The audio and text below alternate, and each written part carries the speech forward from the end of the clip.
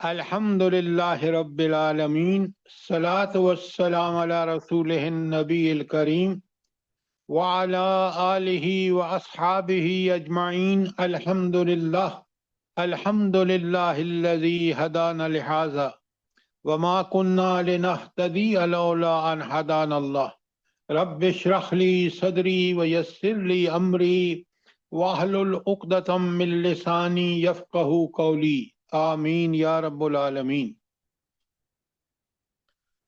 آپ نے کل بھی سود کے بارے میں سنا کہ کتنا کبھی اور برا فعل ہے، اس کی اللہ تعالیٰ کے ہاں کس قدر سخت جہنم کی سزا ہوگی، اس لیے اس کے کسی جز سے بھی بچیے، جتنی کوشش کر سکتے ہیں کریں حتی الامکان، تاکہ اللہ تعالیٰ کے ہاں ہم سرخرو ہو جائیں، اس لیے کہ جس چیز سے اللہ نے سختی سے منع کیا ہے اس سے بچنے کا بھی ہم نے حق ادا کیا ہے۔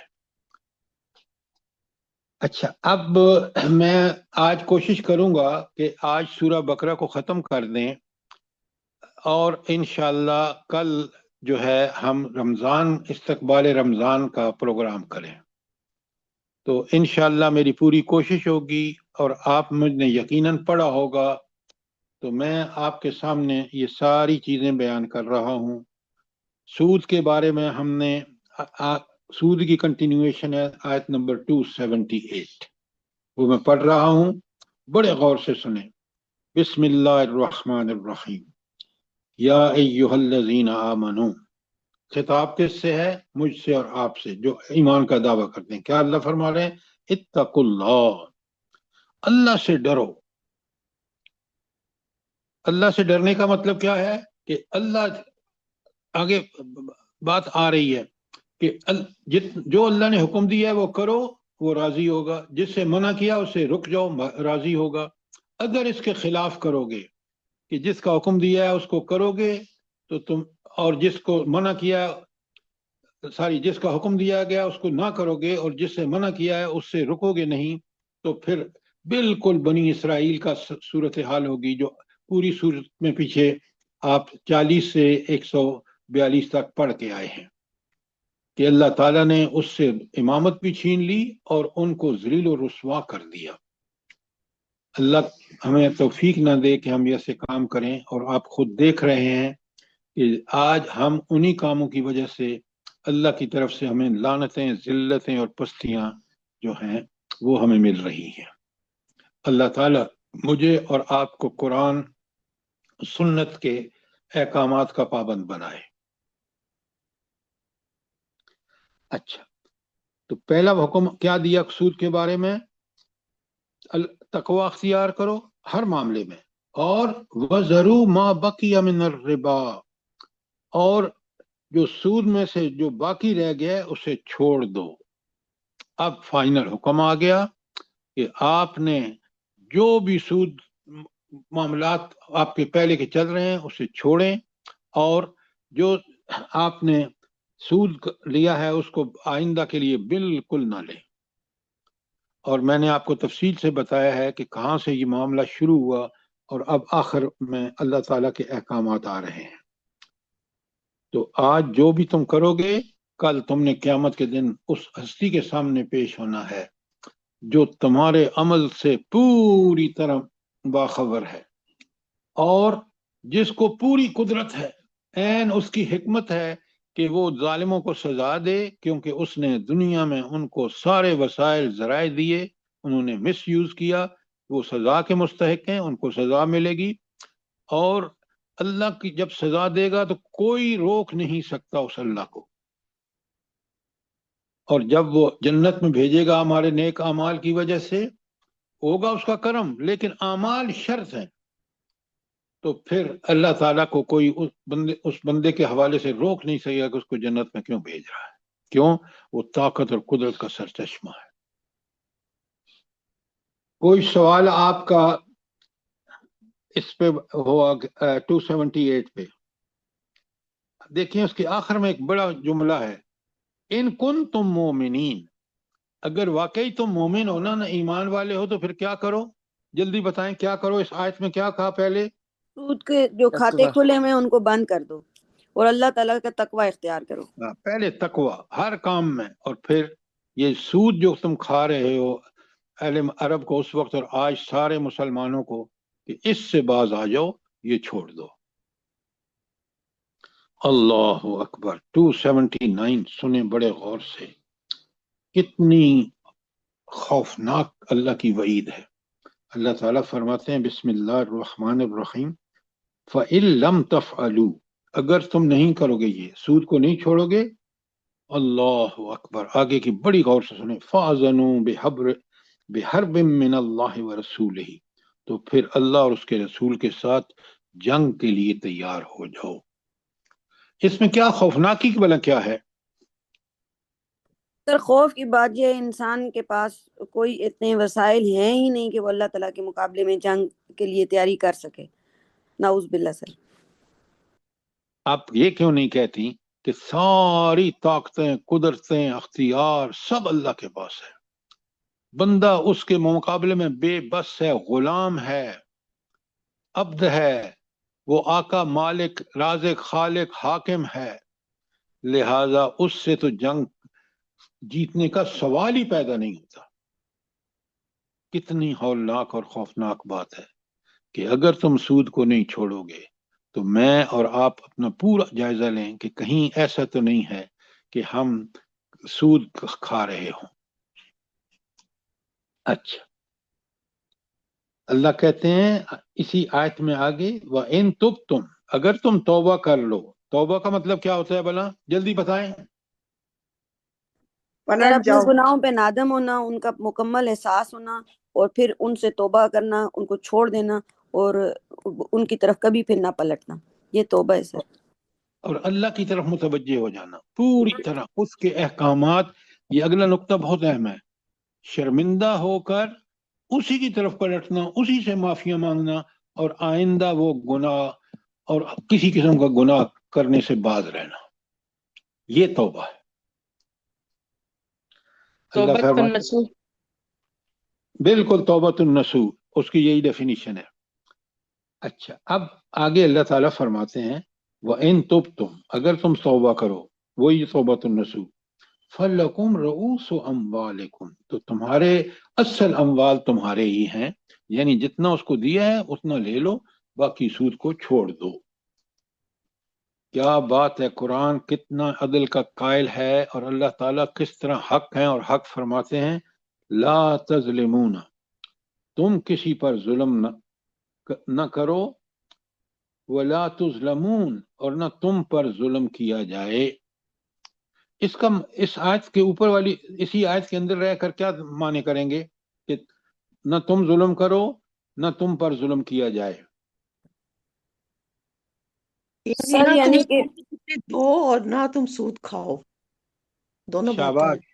نہ تم سود لو اور نہ تم سود دو. ٹھیک ہے، جزاک اللہ. سر ایک ایک آیت کو سمجھیں. یہ رب کا کلام ہے، بڑا وسیع المفہوم ہے. اللہ تعالیٰ 280 میں فرماتے ہیں بسم اللہ الرحمن الرحیم وَإِن كَانَ ذُو أُسْرَةٍ، اللہ اکبر، رب کتنا رحیم ہے. اور اگر مقروض تنگ دست ہو فَنَظَرَةٌ إِلَى مَيْسَرَةٍ، تو فراخی حاصل ہونے تک اسے مہلت دو. کتنی یہ باتیں جو ہیں، کاش یہ سود خور جانتے کہ انہوں نے کس طرح لوگوں کی زندگیاں اجیرن کر دی ہیں. کہ وہ غریب ہوتا ہے تو اگلے سال دینا اتنا بڑھا دیا، پتہ چلا سود 100 روپے اصل در تھا اور ہزاروں میں سود چلا گیا. انا للہ و انا الیہ راجعون.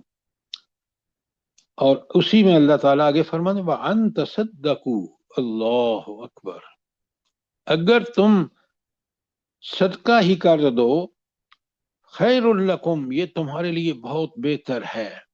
یہ خیر کی کون سا خیر کی قرآن ذکر کر رہا ہے؟ جلدی بتائیں.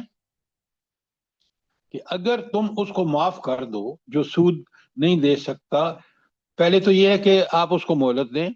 اگر مہلت سے بھی اچھی بات یہ ہے کہ وہ اتنا غریب ہے کہ آپ اس کو معاف کر دیں، تو اللہ تعالیٰ کہتے ہیں خیر لکم، یہ تمہارے لیے بہتر ہے. کیا مطلب ہے تمہارے لیے؟ کیا بہتر ہے؟ اس کا اجر اللہ تعالیٰ خود دے گا. اوئے ہوئے، یعنی دنیا میں بھی اور آخرت میں بھی تمہارے لیے بہتری ہوگی، اللہ تمہیں ہائے اس سے ہائے، نواز آپ دیکھیں صرف لفظ بہتری نہ کریں، آپ کہیں کہ یہ آخرت کا اجر ہے جس کا کوئی ٹھکانہ نہیں، وہ ابدی زندگی میں کامیابی ہے، دنیا میں اللہ تعالیٰ برکتیں عطا فرمائے گا، اللہ سود کو مٹاتا ہے، اور اللہ جو صدقہ ہے اس کی برکات کو بڑھاتا ہے۔ بڑی کمال کی آیات ہیں، آپ اگر اس طرح کریں گے نا تو دنیا میں آپ کو چین اور سکون ملے گا۔ اس لیے اللہ آگے کہتے ہیں ان کنتم تعلمون، اگر تم اس بات کو سمجھتے ہو کہ جنت کیا ہے اور اس جنت کی قیمت کیا ہے، تو اگر تم جانو گے تو تم ضرور کرو گے جو اللہ تعالیٰ فرما رہے ہیں، ورنہ دنیا بھی تمہاری برباد ہوگی اگر تم ان اللہ کے احکامات کی سے روگردانی کرو گے، سرکشی کرو گے، بغاوت کرو گے، شیطان کے پیچھے چلو گے، طاغوت کے پیچھے چلو گے، ذلتیں تمہارا مقدر ہوں گی۔ اور آج آنکھیں کھول کے دیکھ لیں، اپنے معاشرے کو دیکھ لیں، سبحان اللہ و بحمدہ سبحان اللہ العظیم، کیا باتیں ہیں رب کی۔ اچھا، ان لوگوں کو کبھی آپ نے نوٹ کیا ہے اللہ کے نزدیک اولو الالباب، عقل والے اور فہم و فراست والے، بصیرت والے کون لوگ ہیں؟ پورے قرآن میں دیکھ لیجیے، چلتے ہیں سر۔ ان فی خلق قرآن اور السماوات سنت۔ والارض. وہ لوگ اللہ کے ہاں عقل والے سمجھے جاتے ہیں جو دنیا اور آخرت کی بھلائیاں حاصل کرنے کے لیے اب شریعت سے ہدایت لیتے ہیں، قرآن و سنت سے ہدایت لیتے ہیں۔ میں ابھی آپ کو اولو الالباب کی آیات بھیجی ہیں نا، ملی ہے نہیں آپ کو؟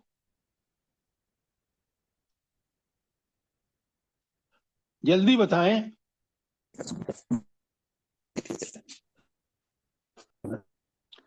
جلدی سے اولو الالباب کی نکالیں اور اس کو۔ سر رمضان والی ہے لاسٹ۔ بھائی لاسٹ کی بات مت کریں، پہلے میں نے آپ کو بھیجی ہیں، آپ پڑھتے نہیں ہیں، سنبھالتے نہیں ہیں۔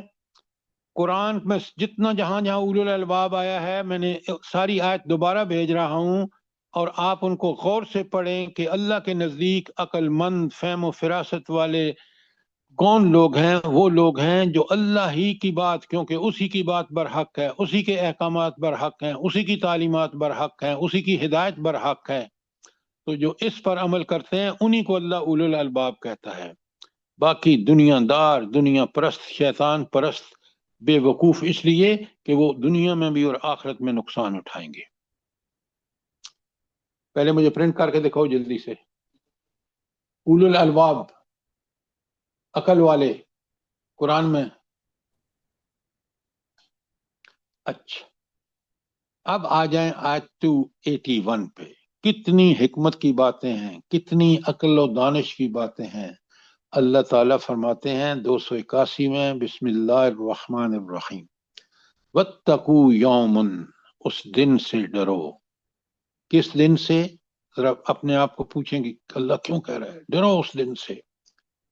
اب اس دن ترجعون فیہ الی اللہ، کس دن سے؟ اس دن سے جب تم لوٹا دیے جاؤ گے اللہ کی طرف، موت آ جائے گی، انسان کی روح جسم قبر میں اور روح وہاں علیین یا اس میں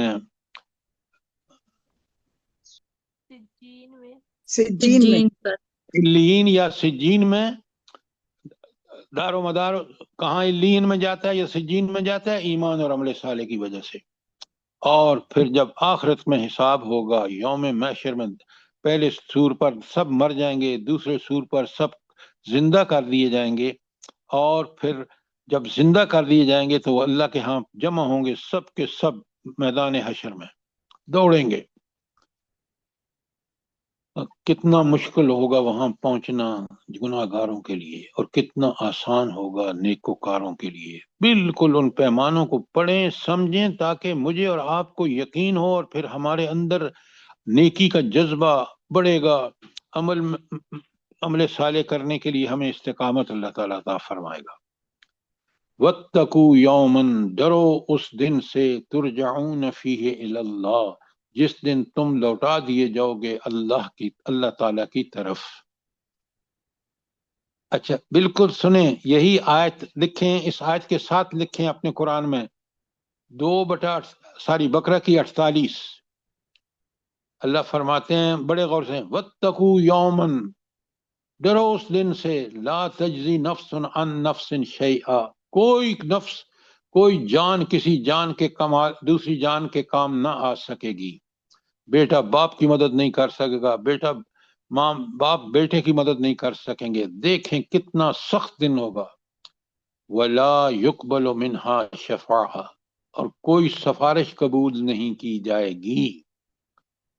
جو دنیا میں دھوکے میں ہم اللہ کہہ رہے ہیں کوئی، وہاں شفاعت کی بڑی اسٹرکٹ کنڈیشن ہے جو میں آپ کو بتاؤں گا آگے. ولا یؤخذ منها عدل، اور اس سے کوئی فدیہ بھی وصول نہیں کیا جائے گا. ہو سکتا ہے نا کہ بندہ کہے کہ یار اللہ تعالیٰ سے درخواست کرے کہ میں اس کے بدلے میں کوئی فدیہ دیتا ہوں، وہاں وہ کوئی موقع نہیں ہوگا. سب دنیا میں چھوڑ کے چلا گیا، اب وہاں ایمان اور عمل صالح. اچھا پھر فرمایا وَلَا هُمْ يُنصَرُونَ، یا بچ سکتا تھا کوئی مدد آ جائے، کوئی وہاں کوئی کسی قسم کی کمک نہیں پہنچ سکے گی. آپ ذرا یہاں دیکھیں، نہ سفارش، نہ فدیہ، نہ کوئی سوائے ایمان اور عمل صالح کے کوئی مدد نہیں یہاں پہنچے گی.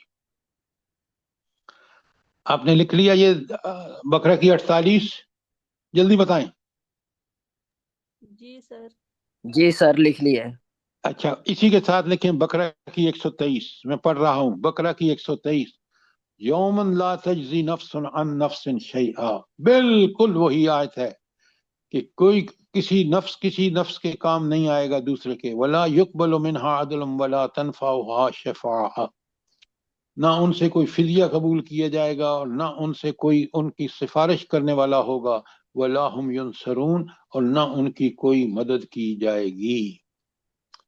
آپ نے دیکھا یہ 3 آیتیں 281 بقرہ کی، 200 بقرہ ہی کی 48 اور بقرہ ہی کی 123 کس قدر ریپیٹیشن ہے، تاکہ میں اور آپ بار بار ہمارے سامنے لائی جا رہی ہے بات.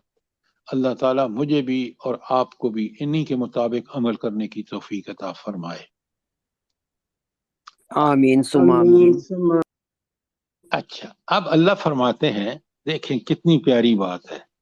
اللہ تعالیٰ فرماتے ہیں ثم توفی کل نفس ما کسبت، پھر ہر جان کو پورا بدلہ دیا جائے گا جو اس نے کمائی کی ہوگی. یہ کسبت کا مطلب سمجھ رہے ہیں؟ کسبت کا مطلب یہ ہے کہ جو اس نے ذرائع وسائل میسر تھے اس کو لگا کر اگر نیکی کمائی ہے تو وہ اس کا کسب ہے، اگر اس اللہ کی نافرمانیوں میں خرچ کیا ہے اور اس کے حکموں کی خلاف کام کیا ہے تو وہ اس کی برائی ہے، یہ کسب ہے. تو اللہ تعالیٰ کہتے ہیں کہ ہر جان کو کس کا بدلہ دیا جائے گا؟ اس کے کسب کا، جو کمائی اس نے کی. اچھا اس کے بعد جو آخری 3 لفظ ہیں وَهُمْ لَا يُظْلَمُونَ، اور ان پر کچھ ظلم نہ ہوگا. اس کا کیا مطلب ہے ان پر کچھ ظلم نہ ہوگا؟ جلدی بتائیں. سر اس دن اس کے ہاتھ پاؤں گواہی دیں گے، اس کا مال نامہ پورے کے نہیں پورا بیٹا، کورٹ میں آپ بات جا کے ٹھیک کہہ رہے ہیں، وہ اپنی جگہ بالکل برحق، لیکن یہاں وَهُمْ لَا يُظْلَمُونَ اس آیت کے اندر رہ کے مجھے بتائیں. شاید اللہ سر حق جی بھی عدل کرتا ہے اور اللہ عدل کے خلاف نہیں چلتا، اس لیے اللہ ظلم نہیں کرتا. اور اب ان کی کمائی کے بل بوتے پر ان کو جو اجر ملے گا جو کرنا ہے. آپ کی بات ٹھیک ہے، لیکن وہاں کسب کے مطابق جو ہے اگر برائی کی ہے تو پورا اس کو بدلہ اس سے لیا جائے گا، نیکی کی ہے تو پورا اجر دیا جائے گا. یہاں وَهُمْ يُظْلَمُونَ کا مطلب یہ ہے. آیت میں دیکھیں نا کہ ظلم تو جب ہوتا کہ برے کو چھوڑ دیا جاتا اور اچھے کو پکڑ لیا جاتا. یا اچھوں کے ساتھ برے بھی کو بھی جانے دیا جاتا. اللہ ایسا نہیں، ظلم نہیں کرے گا. وہاں اللہ اتنا عادل ہے کہ اس آئیڈیل جسٹس جسے کہتے ہیں نا، کہ وہ عدل جو ہاں ایک منٹ ادھر آؤ. تو اس کو اچھی طرح سمجھ لیں اور اس کو پوری طرح اس کو پی ڈی ایف بنا کے بھیج دیں. سر جی ایک جی جی سر جی ایک آیت بھی ہے نا قرآن کی، ان اللہ لا ظلام للعبید، اللہ اپنے بندوں پر ظلم کرنے والا نہیں ہے. دیکھیں ظلم نقص ہے. آپ اور میں روز پڑھتے ہیں سبحان اللہ، اللہ پاک ہے ان نقائص سے، ان کمزوریوں سے. اللہ تو عین عدل کرے گا. جو وہاں شفاعت ہے نا، اس کی بھی شرطیں میں بتا چکا ہوں اور آپ کو لکھ کے بھیج چکا ہوں. اس لیے ظلم تو اس کے ہاں ظلم کا شائبہ بھی نہیں ہے. جی سر، وَمَن يَعْمَلْ مِثْقَالَ ذَرَّةٍ خَيْرٍ يَرَهُ. خیر یرا ومن یعمل مثقال ذرۃ شر یرا. کیا بات ہے ڈاکٹر صاحبہ، انسان کاش اس کو سمجھے. کوئی 278 سے ہم نے شروع کیا ہے، کوئی سوال ہو 281 تک. شاباش. سر جی یہ 281 کے ضمن میں آپ نے جو آیات لکھوائی ہیں سر جی، ایک 254 میں بھی ہم پڑھ کر آئے ہیں، آیت الکرسی سے پہلے والی، اس میں بھی ہے. کیا پڑھیں آپ؟ سر جی یا ایھا الذین آمنوا انفقوا مما رزقناکم واتقوا یوم لا تجزی نفس آیاتی یوم اللہ سر جی میرے دماغ سے نکل گئی، مکس اپ ہو رہی ہے. یوم اللہ، ہاں جی، تجزی نفس نفس ایک تو سر جی ہے، سوری میں آیت نکال کے پڑھ کے دیتی ہوں. یوم یا لا ایھا بیع الذین آمنوا انفقوا مما رزقناکم من قبل ان یأتی یوم اللہ بیع فیہ قلۃ ولا اب یہ والکافرون هم الظالمون. میڈم یہ آیت بالکل دور جا کے ملتی ہے. میں نے جو آپ کو لکھائی ہیں ڈائریکٹ اسی الفاظ میں آیتیں ہیں. ذرا آپ کوشش کیا کریں کہ بالکل وہ چیز، تاکہ بالکل عین ہر آدمی سمجھ سکے. جی سر. اچھا اب آئیے آیت 282 اور 283 میں. سر ایک سوال میں کروں؟ بھائی آپ پوچھتے کیوں ہیں؟ کریں سوال. جی سر، میں یہ کہہ رہی تھی کہ اللہ تعالیٰ نے اس وقت مسلمانوں کی ذہن سازی 6 ہجری میں، آپ نے پہلی آیت بتائی نا کہ سود کے حوالے سے نازل ہوئی تھی 6 نبوی میں.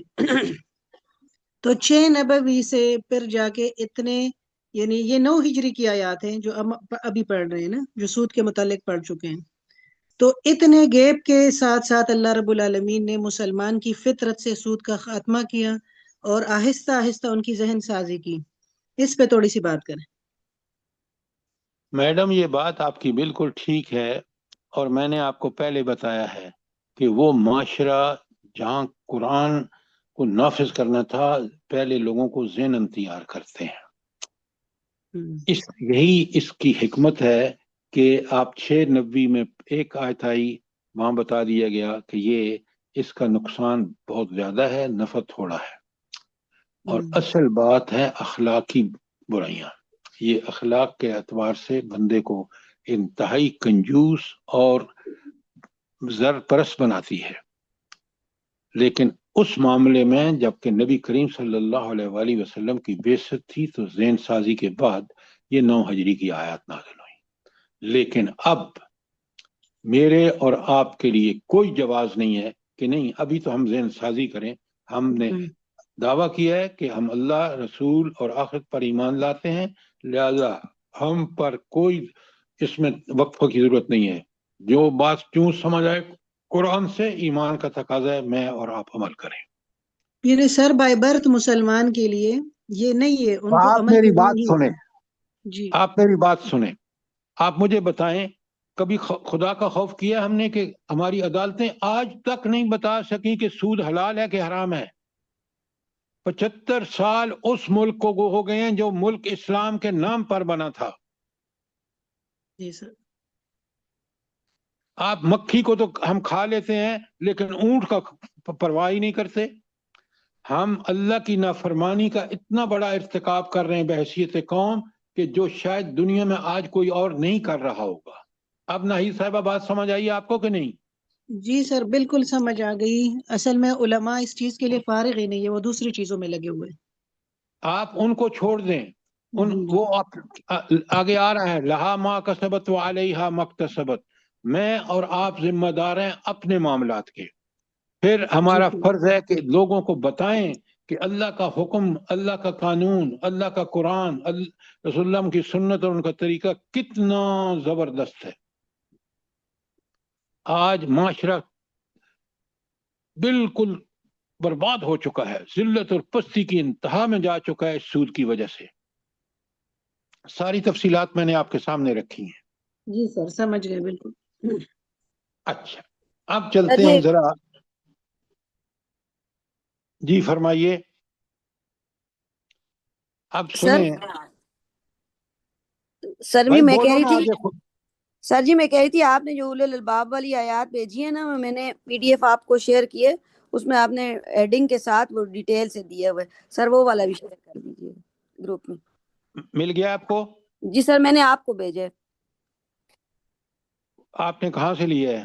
سر آپ نے ہی مجھے بھیجا ہوا تھا تو میرے پاس سیو تھا، میں نے وہ آپ کے نمبر پہ دوبارہ بھیجا ہے. اللہ ارم آپ کو جزائے خیر دے. مجھے پتا تھا میں نے بھیجا ہے، لیکن آج پھر میں نے بھیج دیا ہے تاکہ لوگوں کو پتہ چلے کہ اللہ تعالیٰ کے نزدیک عقل مند اور اولو الالباب کون ہے. اللہ آپ کو بہت جزائے خیر دے ارم، جزاک اللہ. یہ آپ نے سیو کر کے رکھے ہوئے ہیں، طریقہ یہی ہے. اچھا اب آئیں. آپ کو اللہ تعالیٰ نے ہدایات دی ہیں کہ جب قرض لین دین کریں تو کیا کریں. آج آپ کو دیکھتے ہیں کہ جن لوگوں کے یہ قرض لینے دینے کا کام کرتے ہیں ان میں لڑائیاں اور جھگڑے کیوں ہوتے ہیں؟ مجھے بتائیں کیوں ہوتے ہیں؟ کیونکہ وہ سر لکھت یہ پڑھت قرآن نہیں کے کرتے اور مطابق لکھت گواہ پڑھت نہیں اور یہ رکھتے. سارا معاملہ نہیں کرتے. وہ اپنے عقل پہ چلتے ہیں اور اللہ نے جو فول پروف طریقے بتائے ہیں اس کو چھوڑ دیتے ہیں. اور پھر آپ دیکھیں کہ جب دینے کا وقت آتا ہے نا، ایک گروہ کہتا ہے میں تو یہ سمجھا تھا، دوسرا کہتا ہے وہ بھائی اگر لکھ پڑھ لو جس طرح قرآن نے اس آیت میں بتایا ہے، 282 میں سب سے لمبی آیت ہے، تو آپ کے بہت سارے مسئلے معاشرتی اور معاشی مسئلے حل ہو جائیں گے. کتنی بڑی بات ہے. گواہ بھی مقرر کرو، گواہوں کو بھی نشاندہی کر دی کہ وہ نیک ہوں، اور لکھنے والے کو کوئی کہہ دیا کہ تم اس طرح لکھو جس طرح قرض لینے والا کہہ رہا ہے. کیوں؟ تاکہ مفہوم دونوں کو کلیئر ہو اور کوئی جھگڑا نہ ہو فیوچر میں. اب بڑے غور سے سنیں اور دیکھیں. ان چیزوں کو ثواب کے لیے پڑھیں گے تو کیا فائدہ ہوگا؟ یہ تو ہدایتیں ہیں، ان پر عمل کرنا ہمارے لیے لازم ہے. تو ہم پڑھیں، سمجھ کے پڑھیں. اب میں آپ کے سامنے آیت نمبر 282 پڑھ رہا ہوں، 282، اور بڑے غور سے سنیں. اللہ تعالیٰ فرماتے ہیں یا ایھا الذین آمنو، خطاب آپ سے اور مجھ سے ہے، اے وہ لوگوں جو ایمان لائے ہو، دعوے کرتے ہو، اذا تداینتم بدین الی اجل مسمی فاکتبوہ، جب بھی تم قرض کا کوئی معاملہ کرو ایک وقت معین تک کے لیے تو اس کو لکھ لیا کرو. اب دو چیزیں اس آیت میں ہیں. پہلی ہے کہ قرض ایک معین وقت تک ہوگا، پہلی بات، 1 سال 2 سال، جب بھی جو بھی آپ کے درمیان طے ہوتا ہے. نمبر 2 فاکتبوہ، پھر اس کو لکھ بھی لو. تو 2 کام کرنے ہیں. ایک قرض کا تعین ہونا چاہیے وقت کا کہ کتنے سالوں کے بعد واپس ہوگا، اور دوسرا اس کو لکھا جائے گا. دیکھیں کتنی زبردست چیز ہے. رب کی جو احکامات ہیں اس میں بڑی حکمتیں ہیں. اب اللہ تعالیٰ آگے فرماتے ہیں وَلِيَكْتُبْ بَيْنَكُمْ كَاتِبٌ بِالْعَدْلِ، اور چاہیے کہ اس کو لکھے کوئی لکھنے والا تمہارے مابین عدل کے ساتھ. لکھے گا بھی تو کس کے ساتھ؟ جلدی بتائیں. عدل کے ساتھ. عدل کے ساتھ سر. اللہ اکبر. ہر معاملے میں عدل اور انصاف کی جو اللہ تعالیٰ نے وہ حکم دیا ہے نا، اس کے آپ مضمرات سمجھیں کہ کتنا ہی اللہ کے احکامات میں حکمت ہے. اللہ اچھا آگے اللہ کہتے ہیں وَلَا يَأْبَ كَاتِبٌ أَن يَكْتُبَ كَمَا عَلَّمَهُ اللَّهُ فَلْيَكْتُبْ. جو لکھنا جانتا ہو وہ لکھنے سے انکار نہ کرے. اب ذرا دیکھیں کہ کاتب کے لیے بھی ضروری ہے کہ وہ لکھے، اگر انکار کرے گا تو گناہ گار ہوگا. کس طرح؟ جس طرح اللہ نے اس کو سکھایا ہے. تو یہ سب لکھنا پڑھنا یہ کس نے ہمیں سکھایا ہے؟ اللہ تعالیٰ نے. یہ ڈگریاں کس کے فضل و کرم سے ملی ہیں؟ کس نے ہمیں محنت کی ساری توفیق بخشی؟ اللہ نے. تو ہم ان ڈگریوں پہ کبھی کہ یہ ہمارا کوئی کمال ہے، یہ اللہ تعالیٰ کا ہی کمال ہے جس نے ہمیں یہ ساری صلاحیتیں بخشی.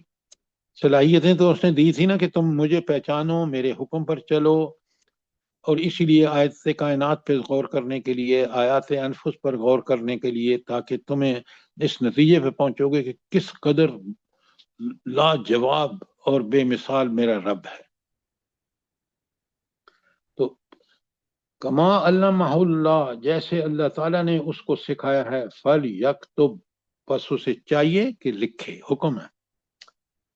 آگے اللہ فرمایا، دیکھیں کتنی حکمت باری کی بینی سے، وَلْيُمْلِلِ الَّذِي عَلَيْهِ الْحَقُّ، اور املا وہ کرائے جس پر حق آتا ہے، یعنی جو قرض لے رہا ہے.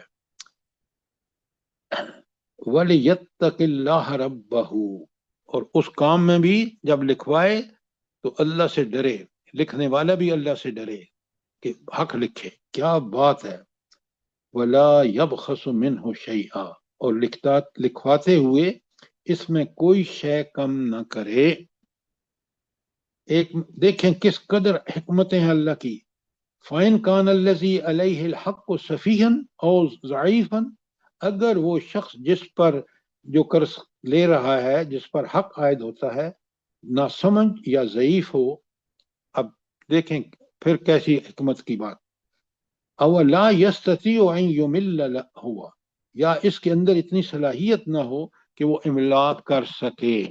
کیونکہ صلاحیت نہیں ہے، غلطی کر سکتا ہے. دیکھیں اس کا حل بھی بتایا. اللہ تعالیٰ فرماتے ہیں فَلْيُمْلِلْ وَلِيُّهُ بِالْعَدْلِ، تو اس کا ولی عدل و انصاف کے ساتھ لکھوائے. قرآن دیکھیں کس طرح بندے کو عدل و انصاف پر پابند کرتا ہے. مقصد یہ ہے کہ اگر قرض لینے والا نہ سمجھ ہو، ضعیف ہو، یا دستاویز نہ لکھوا سکتا ہو، تو اس کا کوئی ولی، کوئی وکیل یا کوئی مختار اس کی طرف سے ساتھ یہ تحریر کرائے دستاویز، لیکن عدل کے ساتھ وہ املا کروائے گا. پھر آ کے دیکھیں تاکہ کوئی جھگڑا نہ ہو. اللہ کہتے ہیں وَاسْتَشْهِدُوا شَهِيدَيْنِ مِن رِجَالِكُمْ، اس پر گواہ بنا لیا کرو اپنے مردوں میں سے 2 آدمیوں کو. 2 گواہ بھی کبھی بھول جائیں یا ادھر الٹی سیدھی بات کریں تو یہ بندے گواہ ہوں. پھر فرمایا دیکھیں اگر کوئی موقع ایسا ہو کہ فَإِن لَمْ يَكُونَ رَجُلَيْنِ فَرَجُلٌ وَامْرَأَتَانِ، پھر اگر 2 مرد دستیاب نہ ہوں تو 1 مرد اور 2 عورتیں. یعنی یہ عورتوں، اب وہ ایک یہاں کوئی اعتراض کی گنجائش نہیں ہے. وجہ یہ ہے کہ یہ حکم جو دے رہا ہے اس نے مرد بھی پیدا کیے، عورتیں بھی پیدا کی، اور اس نے جب فیصلہ کر دیا کہ 2 عورتیں ہوں گی تو آپ کو عورتوں کو کبھی گس پہ گلا نہیں کرنا چاہیے. اللہ نے برحق فرمایا ہے، اگر ایک بھول جائے گی تو دوسرا یاد کرا دے گی. لہذا 1 مرد ہوگا اور 1 مرد کی جگہ 2 عورتیں ہوں گی. ممن ترضون من الشہداء، یہ گواہ تمہارے پسندیدہ لوگوں میں سے ہوں، یعنی جو صاحب علم، صاحب عقل، تو جن کی گواہی ہر 2 فریق کے نزدیک مقبول ہو اور ان دونوں پر ان کو اعتماد ہو. اب جب یہ آپ کر لیں گے تو کل آپ بالکل گڑبڑ نہیں کر سکیں گے، کیونکہ ان ساری چیزیں جو اوپر بیان ہوئی ہیں عورتوں کے بارے میں فرمایا ان تدل احدہما فتذکر احدہما الاخری، تاکہ ان میں سے کوئی ایک بھول جائے عورتوں میں سے تو دوسری یاد کرائے۔ اب آپ کو کوئی سوال یہاں پہ آپ کا؟ شاباش جلدی کریں۔ سر جی یہاں پر ایک سوال ہے کہ یہ 6 فریق ہوں گے نا سر جی، ایک دینے والا، ایک لینے والا، ایک املا والا الگ، اور پھر 2 گواہ بھی، اور ایک اور وہ جو کہ فریق تو جب دو ہی ہیں، فریق تو میڈم دو ہی ہیں، لینے والا اور دینے والا، باقی ٹھیک ہے، سب گواہ، فریق نہیں ہیں۔ آپ کیوں ٹھیک ہے گڑبڑ کر رہی ہیں؟ ٹھیک ہے باقی یہی باقی لوگوں کو یہ ہدایات اللہ دے رہا ہے کہ لکھنے والا انکار نہ کرے، گواہ اللہ کے لیے گواہی دیں وغیرہ وغیرہ، فریق مت بنائیں 6۔ سر یہ سر 2 لکھنے عورتوں کی گواہی جو ہے اس پہ تھوڑا سا بول دیں۔ اچھا اب آپ میڈم کیا چاہتی ہیں کہ میں اللہ کی اس بات پر نہیں کوئی؟ نہیں سر، اصل میں عورتوں کی ذہنیت اللہ تعالیٰ نے کچھ مردوں کے مقابلے میں کم مضبوط بنائی ہے، یا کیا اس میں حکمت کیا ہے؟ یہ اللہ تعالیٰ حکمت نے ہے کہ اپنی اس پر جان کر پہلے دی ہے نا کہ ایک بھول آپ جائے میری تو بات دوسری سنیں، یاد کرا دے۔ ناہید بھائی مجھے بس جواب دینے دیں، نادرا بھابی، ناہید صاحب مجھے یہ بتائیں کہ اللہ بندوں کو، مردوں عورتوں کو اچھی طرح جانتا ہے؟ بے شک۔ اس کا حکم ہے نا؟ جی سر۔ تو پھر آپ کو کیا ضرورت پیش آ گئی ہے کہ اللہ نے، اس لیے کہ آپ روزمرہ زندگی میں دیکھ رہے ہیں کہ مرد جو ہے اس کو اللہ تعالیٰ نے ذہنی کا صلاحیتیں زیادہ دی ہیں عورت کے بارے میں۔ ٹھیک ہے سر، بس میں یہ آج جاننا چاہوں گا۔ آج آپ دیکھ رہی ہیں کہ یہ عورتیں جب مردوں کے برابری کا کر کے نعرہ لگا کے باہر نکلی ہیں، انہوں نے معاشرے کو کتنا گندا کر دیا ہے۔ جائیں آپ کسی بینک میں، جائیں آپ کسی ملٹی نیشنل کے دفتر میں نے جاتا رہا ہوں، میں ملٹی نیشنل میں دنیا کی ٹاپ کلاس ملٹی نیشنل میں نوکری کی ہے، اور جب تک میرا بس چلا میں نے ان کو عورت رکھنی نہیں دی، وہ یہ سب چاہتے تھے، اور جب انہوں نے عورت رکھی ہے تو کیا بربادیاں آئی ہیں، میں نے اپنی آنکھوں سے دیکھا ہے۔ بالکل سر، آپ ٹھیک کہہ رہے ہیں، میڈیا میں بھی یہ گند نہ ہوتا جس طرح وہ کھل کے باہر نکلی ہوئی ہے تو ہماری زندگی آسان ہوتی۔ سر یہ میڈم بالکل صحیح آپ کہہ رہے ہیں، یہ عورتوں میں نسیان زیادہ ہوتا ہے۔ میں تو اپنی مثال دوں گی، میں بچوں سے پرس چھپاتی ہوں اور پھر بچوں سے ہی کہتی ہوں کہ مجھے ڈھونڈ کے دے دو، تو اللہ تعالیٰ کی ہر حکم میں بالکل حکمت ہے سر۔ حکمتیں ہیں، بالکل آپ نے ٹھیک کہا۔ اچھا اب سنیں، اللہ تعالیٰ کے حکم میں پھر کیوں اور کیا اور کیسے کی گنجائش ہی نہیں ہے، نہیں ہے، منو بالکل، اس لیے میں نے کہا کہ ہمیں اگر ایمان ہے قرآن پر تو اس کی بات کو برحق۔ آگے سنیں، بسم اللہ الرحمن الرحیم، وَلَا يَأْبَ الشُّهَدَاءُ إِذَا مَا دُعُوا، اور نہ انکار کریں گواہ جب ان کو بلایا جائے، ان کا بھی فرض ہے کہ وہ گواہی دینے میں کوئی گڑبڑ نہ کریں۔ وَلَا تَسْأَمُوا أَن تَكْتُبُوهُ صَغِيرًا أَوْ كَبِيرًا إِلَىٰ أَجَلِهِ، اور تساہل مت کرو، سستی مت کرو اس کے لکھنے میں، معاملہ خواہ چھوٹا ہو یا بڑا، اور اس کی مدت سے تعین کے لیے۔ اب آپ دیکھیں کتنی تاکید کر دی، اور ہم کہتے ہیں او نہیں جی یہ تو میرا دوست ہے، لکھنے کی ضرورت ہی نہیں ہے، اور جب معاملے آگے بڑھتے ہیں پھر ڈفرنس ہوتے ہیں، لڑائیاں ہوتی ہیں، معاشرہ جو ہے، معاشرتی زندگی جو ہے وہ اجیرن ہو جاتی ہے، معاشی زندگی اجیرن ہو جاتی ہے۔ قرآن آگے دیکھیں اس آیت میں کیا حکمت ہیں، اللہ فرماتے ہیں ذالکم اقسط عند اللہ، یہ اللہ کے نزدیک بھی بہت زیادہ مبنی بر انصاف ہے۔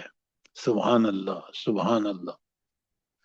ہم ان آیاتوں کو ثواب کے لیے پڑھتے ہیں، اور یہاں دیکھیں حکمتیں جو بیان ہوئی ہیں، اس سے ہمارا طرز عمل اگر اس کے مطابق ہو تو اللہ کہتے ہیں نہ صرف یہ کہ یہ اللہ کے ہاں سب سے زیادہ مبنی بر انصاف ہے، وَأَقْوَمُ لِلشَّهَادَةِ، اور گواہی کو زیادہ درست رکھنے والا ہے۔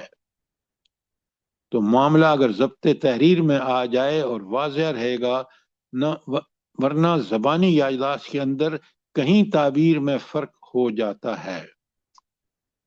اور آگے اللہ فرماتے ہیں وَأَدْنَا أَلَّا تَرْتَابُوا، اور یہ کہ اس سے زیادہ قریب ہے کہ تم شبہ میں نہیں پڑو گے، اگر یہ کام کرو گے تو شبہ شک و شبہ کی بات گنجائش نکل جائے گی، کیونکہ دوران تحریر اور دوران گواہان سب چیزیں سیٹ ہو جائیں گی. الا ان تکون تجارتا حاضرتا تدیرونها بینکم، الا یہ کہ کوئی تجارتی لین دین ہو جو تم دست بدست کرتے ہو. مثلا ایک دکاندار دوسرے دکان سے کہتا ہے یار مجھے ذرا کھلا دے دیں اور میں آپ کو شام کو پیسے دے دوں گا. تو ایسی چیزوں سے کوئی ضرورت نہیں ہے لکھنے کی، کیوں کہ وہ تو دن کے دہاڑے اور ایک وقت بڑے کم وقت کے لیے سب چیزیں ہوتی ہیں. فَلَيْسَ عَلَيْكُمْ جُنَاحٌ أَن تَكْتُبُوهَا، تم پر کوئی گناہ نہیں کہ اس سے نہ لکھو. وَاشْهَدُوا، اور گواہ کر لیا کرو، اذا تبایعتم، جب تم کوئی سودا کرو.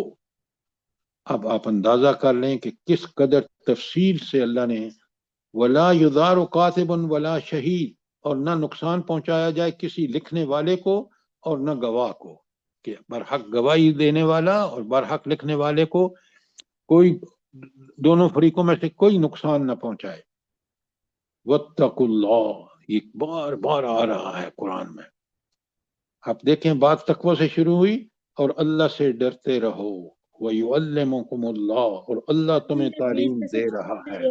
وَإِن تَفْعَلُوا فَإِنَّهُ فُسُوقٌ بِكُمْ، جزاک اللہ جزاک اللہ.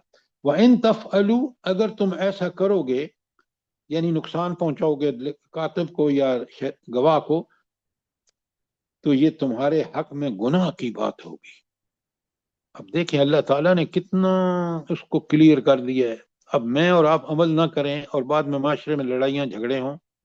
ایک ایک چیز، گواہ کو کیا پابند کر دیا، لینے والے کو کس چیز کا پابند کر دیا، دینے والے کو کس چیز کا پابند کر دیا، کاتب کو کس چیز کا پابند کر دیا. وَاتَّقُوا اللَّهَ، اور اللہ سے ڈرتے رہو. وَيُعَلِّمُكُمُ اللَّهُ، اللہ تمہیں تعلیم دے رہا ہے لین دین کے معاملے میں. وَاللَّهُ بِكُلِّ شَيْءٍ عَلِيمٌ، اللہ تو سب چیزوں کو جانتا ہے. علیم بذات صدور ہے. تو یہ آیت مکمل ہوئی ہے، اور آپ دیکھیں کہ یہ کتنی بڑی آیت ہے اور اس میں کتنے حکمت کے احکامات ہیں قرض کے حوالے سے. تو آپ نے پڑھ لیا، سمجھ لیا، اگر کوئی سوال ہے تو ضرور کریں. جی وہ مجھے یاد آ رہا تھا کہ جیسے آپ نے بھی پیچھے بتایا تھا، وہ ایک ڈاکٹر تھی جس نے زیور اپنا رکھوایا تھا اپنی سہیلی کے پاس.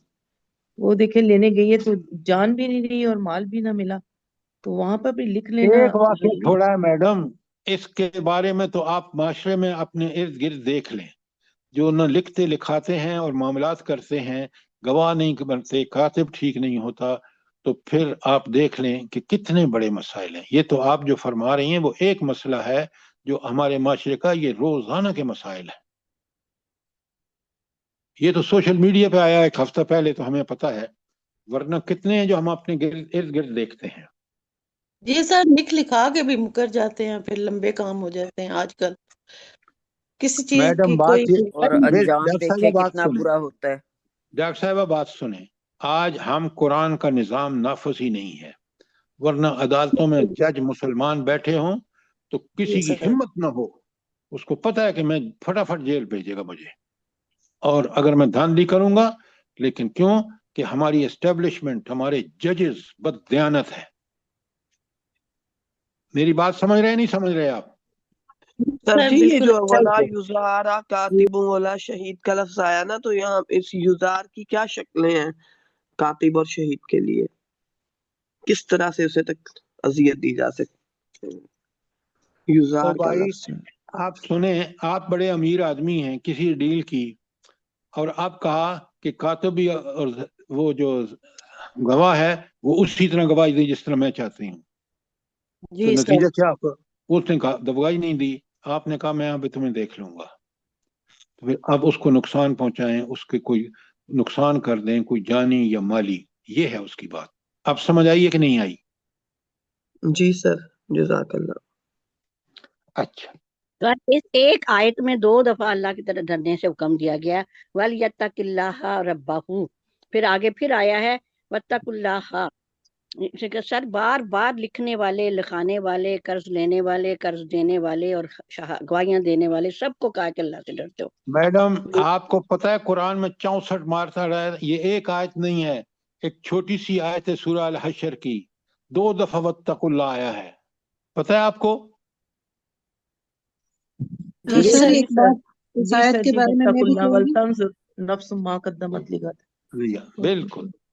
تو سر تقوی ہماری اس آیت کو پڑھ کے یا سمجھ کے نا ایسا لگتا ہے کہ اللہ رب العالمین اپنے بندے کے سکون کا کس طرح سامان پہلے سے بیان کر رہا ہے نا، کہ ان کے مال کو بھی اللہ تعالیٰ کتنی تحفظ دینا چاہتا ہے تاکہ میرا بندہ کسی ٹینشن اور پریشانی اور جھگڑوں میں نہ پڑے اور معاشرے میں شر نہ آپ پھیلے. اس ایک بات کی مال کی بات نہ کریں، آپ جان، مال، عزت، آبرو، ہر چیز کی محافظت کے لیے اللہ تعالیٰ نے احکامات دیے ہیں، ہم نے ان کو چھوڑا ہے، نہ آج مال محفوظ نہ عزت محفوظ، اس لیے اس قرآن کا نظام نافذ ہونا چاہیے میڈم.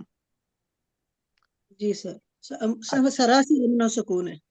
اچھا اب سنیں آگے، اللہ فرماتے ہیں فَإِنْ آمَنَ بَعْضُكُمْ بَعْضًا، نہیں ساری رہن کا اب آیت شروع ہو گئی ہے، پہلے شروع کر رہے ہیں، بسم اللہ الرحمن الرحیم، ان کنتم علی سفر ولم تجدوا کاتبا. اب یہاں رہن کا حکم آیا گیا کہ تم سفر میں ہو اور کوئی لکھنے والا موجود نہیں ہے، جو اوپر تھا نا کہ قرض لینے کا سارے، لیکن اب آپ کے ساتھ مسئلہ پیدا ہو گیا کہ آپ سفر میں، کوئی لکھنے والا نہیں مل رہا. اگر دوران سفر کوئی لین دین یا قرض کا معاملہ ہو جائے اور کاتب نہ مل سکے، فریحان مقبوضہ، تو کوئی شے گروی رکھ لو، قبضے میں لو. اچھا کیا مطلب ہے؟ قرض لینے والا اپنی کوئی شے قرض دینے والے کے حوالے کر دے کہ میری یہ شے آپ قبضے میں رہے گی، آپ کے قبضے میں رہے گی، آپ اتنے پیسے مجھے دے دیں، جب میں واپس کروں گا آپ میری چیز لوٹا دیجئے گا. یہ رہن بالقبضہ ہے، لیکن رہن گروی رکھی ہوئی چیز سے کوئی فائدہ اٹھانے کی اجازت نہیں ہے، وہ سود ہو جاتا ہے. مثلا اگر مکان رہن رکھا گیا تو اس پر قبضہ تو قرض دینے والے کا ہوگا، لیکن وہ اس سے استفادہ نہیں کر سکتا، اس کا کرایہ نہیں لے سکتا، کرایہ مالک کو ہی جائے گا. اب دیکھیں کتنا بڑا عدل و انصاف پر مبنی اللہ کا حکم ہے. فَإِنْ آمَنَ بَعْضُكُمْ بَعْضًا، اگر تم میں سے کوئی ایک دوسرے پر اعتماد کرے، یعنی ایک شخص دوسرے پر اعتماد کرتے ہوئے بغیر رہن کے قرض دے دیتا ہے، فَلْيُوَدِّ الَّذِي اؤْتُمِنَ أَمَانَتَهُ، تو جو جس کے پاس امانت رکھی گئی ہے اس کو چاہیے کہ وہ اس کو واپس کرے.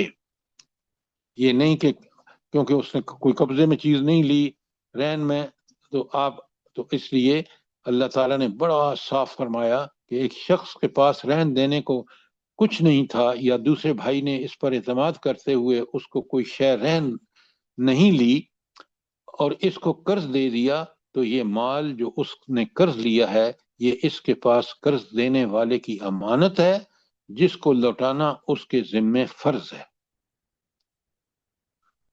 پھر دیکھیں آگے اللہ کہتے ہیں وَلِيَتَّقِ اللَّهَ رَبَّهُ، تو اپنے رب سے ڈرے. اچھا اپنے رب سے کیوں ڈرے؟ کہ قیامت کے دن جب وہ اللہ کے سامنے پیش ہوگا اور جہنم کا اس کا فیصلہ آئے گا، اس سے ڈرے. وَلَا تَكْتَمُوا الشَّهَادَةَ، اور گواہی کو نہ چھپاؤ. اللہ اکبر.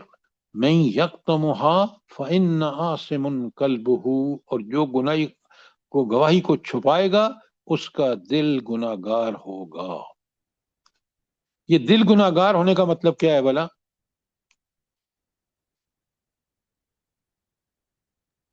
یہ دل ہی ہوتا ہے سر جو انسان کو ہر گناہ پہ ابھارتا ہے اور یا ہر نیکی پہ ابھارتا ہے. نیت بات ہو جائے گی اس کے رقم پہ قبضہ کرنے کے لیے. سنیں بڑے غور سے، چیزوں کو سمجھیں، قرآن جیسے بتا رہا ہے. دیکھیں بعض گناہ جو ہیں ان کا اثر انسان کے ظاہری اعضاء تک محدود ہوتا ہے.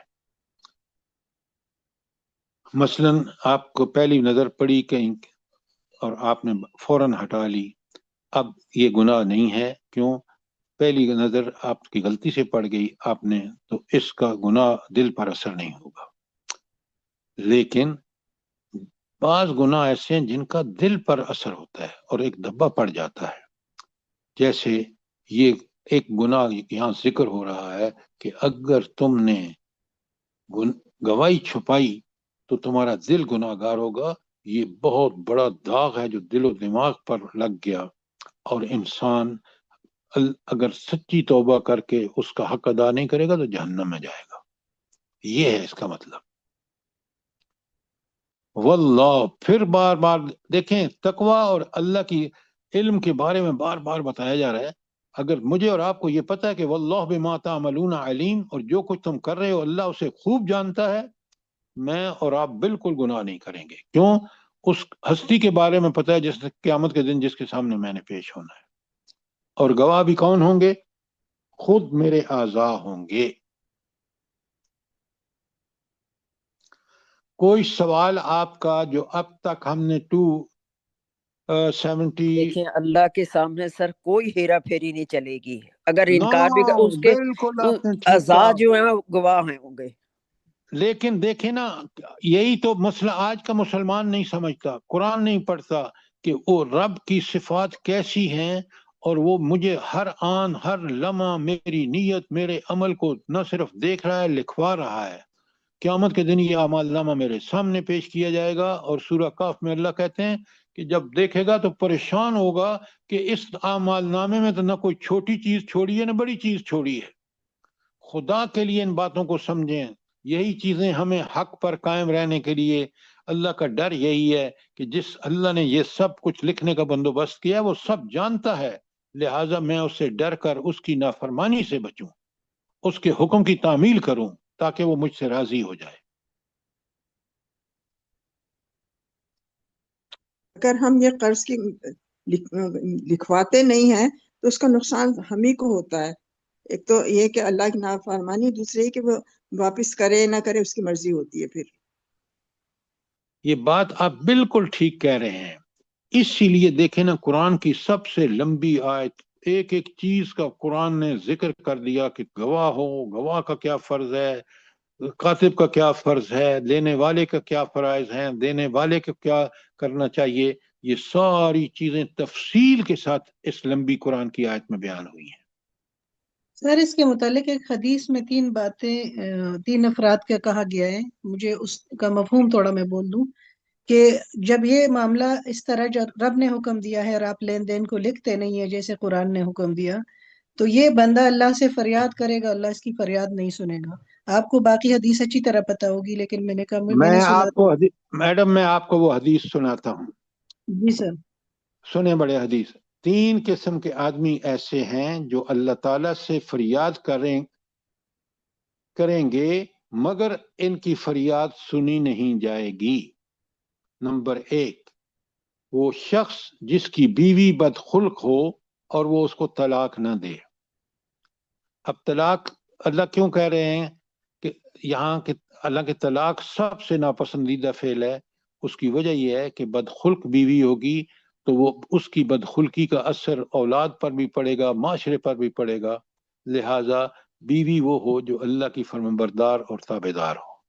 نمبر 1. نمبر 2، دوسرا وہ شخص جو یتیم کے بالغ ہونے سے پہلے اس کا مال اس کے حوالے کر دے. کتنا یتیم کا مال کھانا گویا آگ کھانا ہے، اور جب آپ بالغ کو مال اس کے حوالے کر دیں گے تو اس کو تو عقل نہیں ہے، وہ اپنا مال ضائع کرے گا اور آپ مجرم ہوں گے، کیونکہ آپ نے اس کو مال، جب وہ بڑا ہو جاتا، سمجھدار ہو جاتا، اس کی تربیت کرتے جو آپ کا فرض تھا، تو اس وقت اس کا مال حوالے کرتے تاکہ وہ اس کی حفاظت ٹھیک کر سکتا. اور تیسرا وہ شخص جو کسی کو اپنا مال قرض دے اور اس پر گواہ نہ بنائے. اب میڈم آپ کو سمجھ آ گئی حدیث کی؟ جی سر، اللہ آپ کو جزائے خیر دے، بالکل سمجھ آ گئی. تو اب آپ دیکھیں قرآن نے تو ہماری زندگی کے ایک ایک چھوٹے اور بڑے سے بڑے اور چھوٹے سے چھوٹے معاملے کے بارے میں ہدایت دے دی. ہم ہیں کہ ہم اپنی عقل، شیطان اور طاغوت کے پیچھے چلتے ہیں، اور اللہ کہتے ہیں جب یہ بندے کا رویہ ہوتا ہے تو میں اس کو شیطان کے حوالے کر دیتا ہوں۔ کیوں؟ اللہ نے تو اس کو نیکی اور بدی کی پہچان رکھ کے اور اس کو اپنی فطرت پر پیدا کیا، اس کے باوجود اگر یہ کرتا ہے تو پھر سزا کے قابل ہے، اور اس کو سزا اللہ عین عدل کا تقاضا ہے، ورنہ اگر اس کو سزا نہیں دی تو یہی ظلم ہوگا۔ کوئی اور سوال، کوئی اور چیز جو بڑی اہم آیات ہیں اور ہم نے سر بڑی تفصیل۔ یہ حدیث اگر ہمیں نمبر یا کوئی پیپر میں یا کس طرح فارورڈ کر دیں نا جی، یہ تو رکھنے والی ہے، بہت زبردست ہے، 3 شخص والی، یہ جو ابھی آپ نے ڈیٹیل جی میں بھیج دوں گا۔ ایکسپلین کیا۔ اچھا جی یہ میں تو ہم لوگ سر بڑی غفلت میں ہیں، سچی بات ہے، بہت ساری چیزوں میں۔ انصار صاحب، ہم غفلت میں اس لیے ہیں کہ ہم نے پوری زندگی دیکھے نا، میں نے ماسٹر امریکہ میں جا کے الیکٹریکل انجینئرنگ میں کی، قرآن سے کیوں نہیں قرآن سر فہرست رہا؟ سر یہ اور لکھنے پڑھنے کا اتنا زیادہ جو حکم دیا گیا ہے، ہم اس معاملے میں بہت غافل ہیں۔ عدالتوں میں، کورٹس میں، کچہریوں میں یہ جو کاتب ہیں، یہ جو لکھنے والے ہیں، یہ تو اتنی لچھے دار چیزیں بنا کے پیش کر دیتے ہیں، نہ اس کو عدالت آپ مانتی اتنی ہے۔ تفصیل میں کیوں جا رہے ہیں؟ ہم نے ملک کو برباد کر دیا انہی خلاف ورزیوں کی وجہ سے، اور پیسے اس دے کی کے گواہ مل جاتے ہیں، یعنی اس کے پیڈ گواہ وہاں موجود ہوتے ہیں۔ پلیز، میں نے سب کو پتا ہے، لیکن اس قرآن سے دوری جو سب سے بڑی مجرم ہے وہ فوج ہے، کیونکہ جرنیلوں نے اس ملک کو قرآن سے دور کیا، بیوروکریسی ہے جس نے اس قرآن سے لوگوں کو دور کیا، صحیح اور بات ہے، آج صحیح بات۔ سود کا نظام اور تقوی کے نام کی چیز معاشرے میں گم، تو آپ دیکھ رہے ہیں کہ ہم کس حال کو پہنچ چکے ہیں۔ بالکل صحیح کہہ رہے ہیں، جزاک اللہ، بالکل ٹھیک ہے، جب بالکل۔ اقتدار ربنا، والے لوگ قرآن سے دور ہوتے ہیں تو وہ عوام کو بھی قرآن سے دور کر دیتے ہیں۔ بے شک۔ اچھا سر اب سر میں نے میرے ذہن میں آ رہا تھا کہ اللہ تعالیٰ تو بالکل بھی ہر نقص سے پاک ہے، وہ تو بھولتا بھی نہیں ہے، لیکن پھر بھی وہ ہمارے اعمال ہر وقت لکھوا رہا ہے، اور ہمارا نامہ اعمال ہمیں لکھا ہوا ملے گا قیامت والے دن۔ جی پھر کیا؟ میڈم، یہ سر میں ایک اس میں یہی گزارش کر دوں، وہ خالق مالک جو ہمیں یہ انسٹرکشنز یا گائیڈنس دے رہے ہیں کہ اس طرح لکھ لیا کرو، اپنے آپ کو سیکیور کر لو، اس نے خود اپنا کتنا فول پروف سسٹم رکھا ہوگا؟ کوئی چی تو کر کیا کے بات، دکھایا قیامت والے دن، کیا کوئی بات ہے۔ چی تو کرے نا جی، اس کا بازو، ہاتھ، آنکھیں، انگلیاں، پاؤں، ہر اعضاء اس کے لیے گواہ بن کے کھڑے ہو جائیں گے، آ جائے میرا پتر کدھر جاتا ہے۔ اچھا، آج ہم نے 283 تک کر لیا، آخری 3 آیات جو ہیں سورہ بقرہ کی، برائے مہربانی مجھے آپ سے شدید میری خواہش ہے کہ آپ پڑھ کے آئیں۔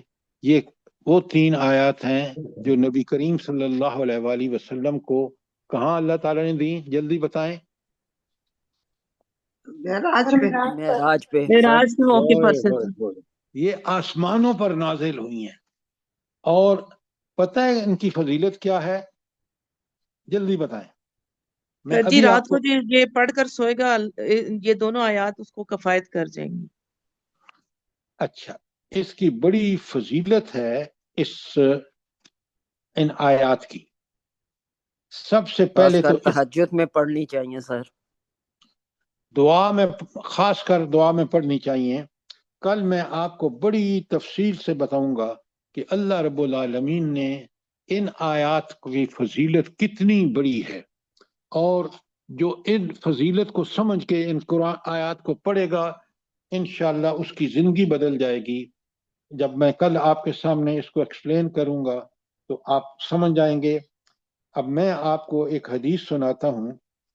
حضور نبی کریم صلی اللہ علیہ وآلہ وسلم فرماتے ہیں کہ غور سے سنیے، سورہ بقرہ کی آخری آیتیں مجھے عرش عظیم کے نیچے جو خزانہ ہے اس سے عطا فرمائی گئی ہیں، یہ وہ انعام عظیم ہے جو کسی اور نبی کو نہیں ملا۔ کتنے خوش قسمت ہیں ہم کہ یہ کتاب، اللہ کی کتاب، جو جس کی فضیلت کی ایک آیت آپ دیکھ رہے ہیں کہ اللہ فرما رہے ہیں کہ رسول اللہ صلی اللہ علیہ وسلم کس طرح اس کو بتا رہے ہیں۔ لہٰذا آپ اس کو بہت اچھی طرح پڑھیے، سمجھیے۔ کل میں اس کی بڑی تفصیل سے بیان کروں گا انشاءاللہ، تو آپ لوگ پڑھ کے آئیے، کیونکہ بہت ہی کمال کی آیات ہیں۔ ہر آیت ہی کمال کی ہے، لیکن بعض تو دیکھیں نا، جس میں طرح آپ نبی کریم صلی اللہ علیہ وسلم کا فرمان بھی سن رہے ہیں۔ اللہ تعالیٰ مجھے بھی اور آپ کو اس کی توفیق بخشے۔ ربنا تقبل منا انک انت السمیع العلیم وتب علینا انک انت التواب الرحیم۔ جزاک آمین اللہ۔ آمین سر ثم یہ آمین۔ حدیث آپ اللہ دوبارہ پاک سنا سکتے ہیں؟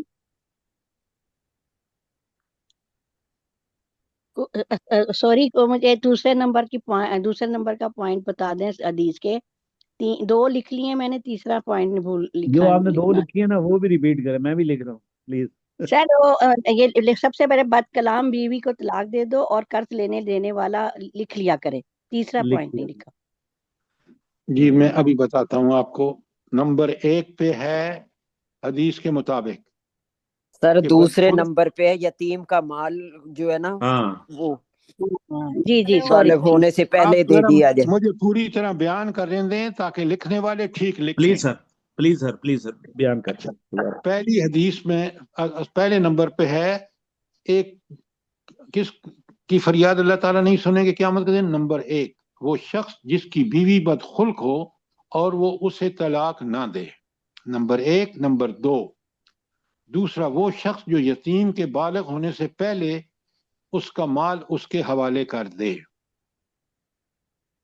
نمبر 3 وہ شخص جو کسی کو اپنا مال قرض دے اور اس پر گواہ نہ بنائے۔ جی سر، جزاک اللہ سر، جزاک اللہ۔ ربنا تقبل جزاک منا اللہ۔ انك انت السميع العليم وتب علينا انك انت التواب الرحیم۔ جزاک اللہ۔ آمین ثم آمین۔ اللہ پاک ہم سب کو اسی طرح سمجھنے کی توفیق دے جیسے آپ سمجھاتے ہیں، اور عمل کی توفیق دے، اور ہم لوگوں کی اولادوں کو اور تمام دنیا کے مسلمانوں کو اسی طرح دین سے جوڑی رکھے۔ جو آمین۔ بیمار ہیں ان کو اللہ پاک شفائے کاملہ اور عاجلہ اور صحت والی زندگی دے، اور جو اس دنیا سے رخصت ہو گئے ہیں ان کی آگے کی منزلیں آسان کرے پروردگار، کل اور یہ کیا ہم ہے جی، لوگوں کا قیامت یہ کے دن بیٹھنا قبول آپ کر سے لے رحم نہیں کیا پروردگار۔ جائے گا؟ فریاد